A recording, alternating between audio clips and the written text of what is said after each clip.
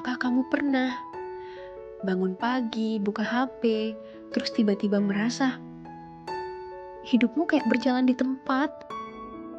Padahal udah kerja keras, tapi kok rasanya masih kurang terus. Kita hidup di zaman dimana cukup itu jadi konsep yang gak jelas. Setiap hari kita dikasih lihat orang traveling, nikah, beli rumah, sampai tanpa sadar kita ngerasa tertinggal di hidup sendiri. Masalahnya, otak kita nggak dirancang buat lihat highlight reel orang 24 jam dalam 7 hari. Setiap kali kita buka sosmed, kita secara nggak sadar ngebandingin backstage hidup kita sama panggung orang lain. Ada studi yang bilang 70% orang muda kerasa kurang bukan karena gagal, tapi karena terlalu sering lihat orang yang kelihatan lebih sukses. Aku pernah ngerasain ini.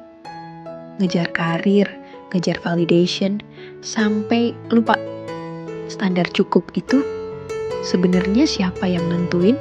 Efeknya kita jadi lelah. Bukan fisik, tapi lelah mental. Lelah mikirin kapan aku bisa kayak mereka.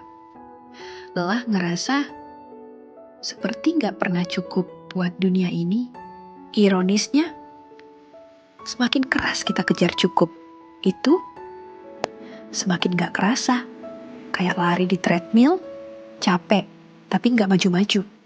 Pernah gak sih kita berhenti sejenak, nanya ke diri sendiri, ini sebenarnya aku pengen apa? Atau aku cuma pengen diterima? Mungkin cukup itu bukan tujuan yang bisa dicapai, tapi keputusan yang kita buat setiap hari. Keputusan buat bilang, aku udah melakukan yang terbaik dengan apa yang aku punya hari ini. Coba mulai dari hal kecil. Unfollow akun yang bikin kamu ngerasa kurang.